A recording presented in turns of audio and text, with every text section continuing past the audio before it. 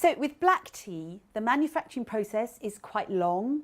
It can be about 36 hours. And this is what happens. The leaves and little buds from the new shoots on the tea bushes are picked very carefully and taken back to the factory. And the first thing that happens is that we need to remove some of the water from the leaves. So they're spread out for anything up to 18 or 20 hours to wither, to lose some of their water content.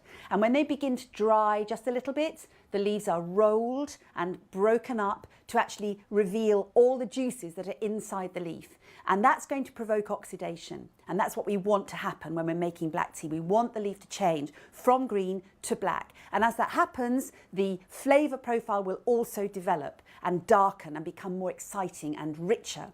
And so when we've actually rolled the leaf, we then leave it for maybe 20 minutes, maybe a couple of hours, depending on the temperature, depending on the size of the leaf, to allow that oxidation to take place. And there's still some water inside the leaf, and we can't store and sell tea when it's got a lot of water in it because it won't keep. So the leaf has to be dried, and it's put through very hot ovens for about 20 minutes, and the leaf comes out a whole mixture of big pieces, little particles of dust, but it's dark brown and it's dry. And those particles of tea are then all sorted out into different size pieces and packed ready for going off to the merchants who are going to sell it. And so we end up with black tea that all look a little bit different. And we've got an Assam tea here from northeast India, which is grown in a very, very wide river valley on either side of the Brahmaputra River in very hot, very humid conditions.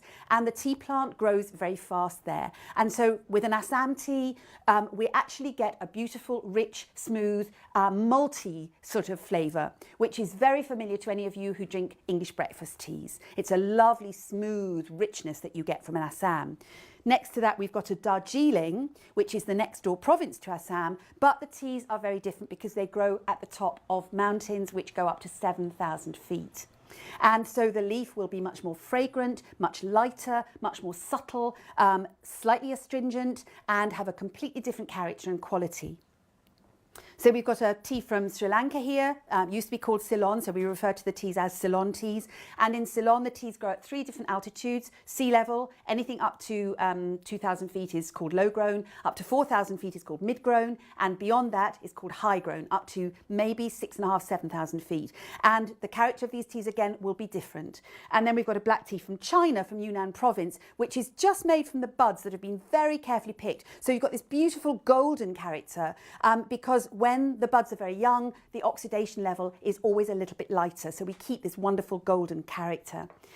And all of these teas are different for the same reasons that wines are different. If you grow the same tea plant or the same type of tea plant in different areas of the world, in different localities, different conditions, different weather, different climate, the teas will actually taste different. In the wine world, we call it terroir. It's exactly the same with tea. So the regionality and the weather and the climate will all make a difference to the way these teas taste.